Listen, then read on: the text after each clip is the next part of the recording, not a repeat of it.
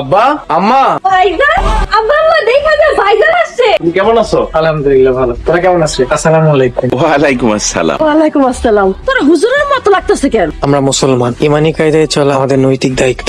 তোরে টাকা খরচ করিয়া ঢাকায় পাঠাইয়া ভার্সিটিতে পড়ালেখা করাইছি কি লাইগা? স্মার্ট হয়ে থাকার লাইগা। আব্বা, ভাইজানের কোন দিক দিয়ে আনস্মার্ট লাগে? এবার কিন্তু তোরে বিয়া করাবো। আম্মা, 7 দিনের ছুটিতে আসছি, আবার চলে যেতে হবে। এর মধ্যে আমি তোর বিয়ে করামো। আমি ফকিরসান ঘটে গেলে আমি কথা বলে রাখছি। আব্বা, ইনশাআল্লাহ বিয়ের আর কিছুদিন পরে করি। তোর জন্য অনেক আর আনিকারে বিয়া করাইতে পারতাছি না। ঠিক আছে, মেয়ে দেখো, কিন্তু আমি যৌতুক নিয়ে বিয়ে করব না।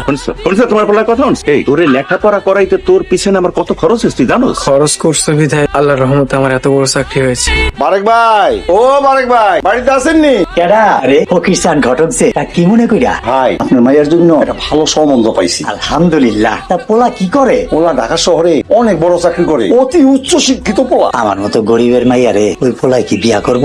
করবো না কেন? মাইয়া যদি পছন্দ হয়, কিছু যদি দেন, তাহলে তো অবশ্যই বিয়া করবো। আমি তো গরিব মানুষ। আচ্ছা ঠিক আছে, রাইতে কর।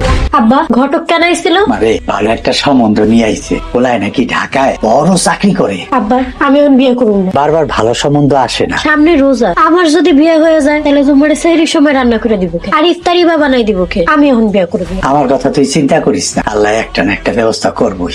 কালকে আমরা পাত্রী দেখতে যাবো। ওই ফকিরসান ঘটকের কথা কইছি। মাইয়ারা কি বড় লোক? আম্মা, আমি কোনো বড় লোক ঘরের মেয়ের বিয়ে করবো না। আল্লাহর রহমতে মেয়ে ধার্মিক হলেই হবে, আর গরিব হলেও সমস্যা। তোর সমস্যাটা থাকতে পারে, কিন্তু আমার আছে। তোরে টাকা পয়সা খরচ করে ভার্সিটিতে পড়ালেখা করাইছি কি ওই গরিবের মাইয়া যৌতুক ছাড়া বিয়ে করানোর জন্য? আব্বা, তুমি আমার কথা বুঝতেছো না, ইসলামে যৌতুক নেওয়া হারাম। 2 কলম পড়ালেখা শিক্ষা বাপের মুখের উপর কথা কয়। ভাইজান, আব্বা যেমনি করে তেমনি বিয়েতে রাজি হয়ে যাও। কিন্তু ভাইজানের কথায় যুক্তি আছে। আব্বা, যৌতুক নেওয়া ভালো না। তুই সব থাক, যৌতুক ছাড়া বিয়ে করবো? আল্লাহ চাইলে অবশ্যই করবে।